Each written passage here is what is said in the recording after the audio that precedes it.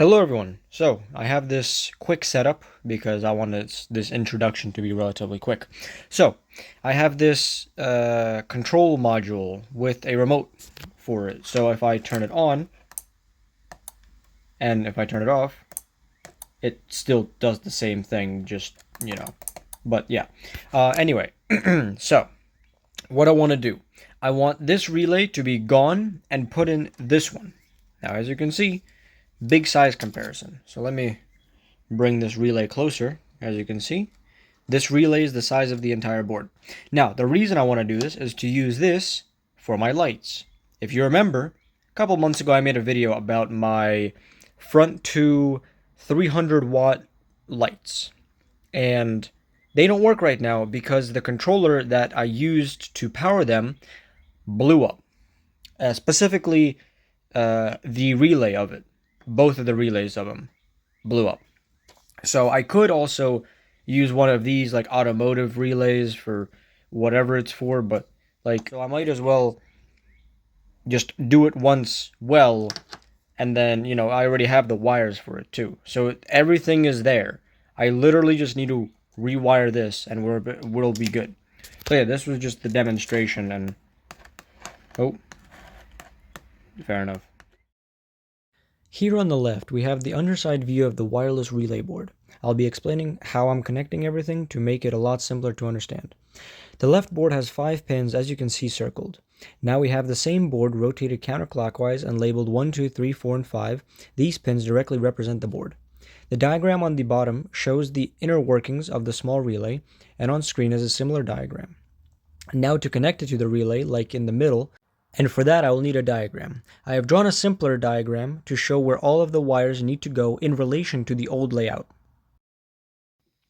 Alright guys, so now that you know and understand what I mean by all of these schematics, I'm going to desolder this relay and then do what I essentially just said, and will solder it back, but through the holes that are given, because I have wires. Well, that depends on if it fits or not. Okay, after using plenty of flux to get rid of the relay, I did it, and without even damaging the relay that much. So now I'm just going to solder these on like this, on there, and should be good. Oh, following this diagram, by the way.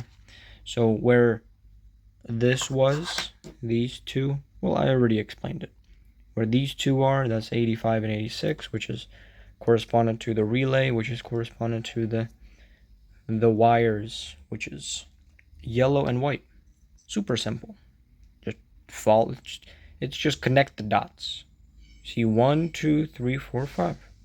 1, 2, 3, 4, 5. 85, 86, 30, 87, 87. Simple. So now we have the power supply connected to the relay, just the switch, just the coil of it, just to see if it works. And as you can tell, works flawlessly. And I mean, I need to reprogram it, but it works. I'm so excited. Alright, now I basically just need to connect the actual clicky parts, the things that actually make contact, to the circuit.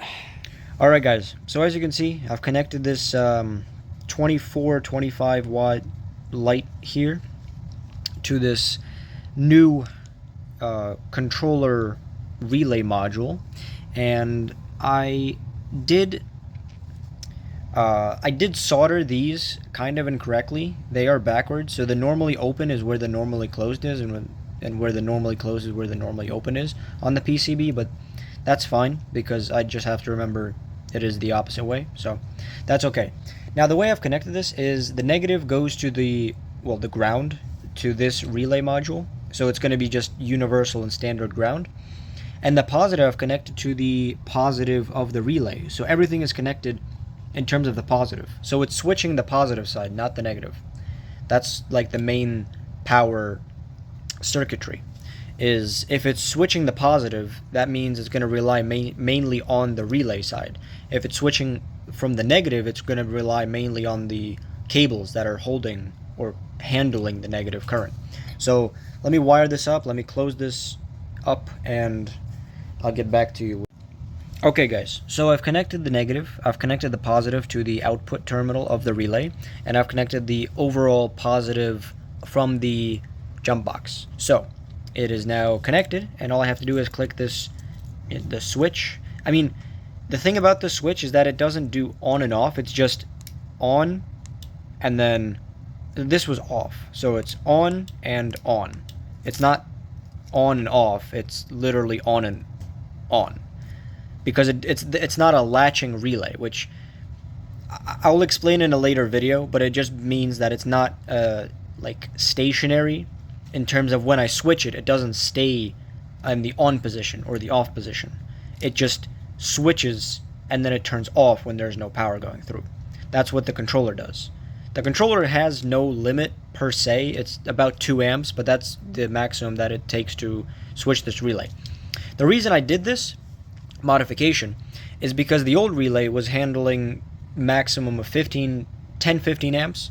This one can handle 40 amps continuous, which is about 60 amps give or take peak, because you multiply it by √2. So it's like 1.44 give or take, so it's about 60, I mean 55.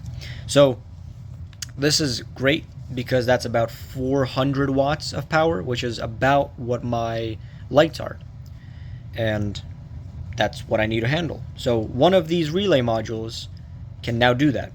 And now I did buy 2 of these because I was going to do like a whole project of left side, right side, but I'm just going to do one good load handling light bar. And this is just 24 watt, 25 watt light. I'll be in the furthest point of this house and you guys will see it turn on and off. So let me do that. I'll be right back. On the screen I'll put on the distance.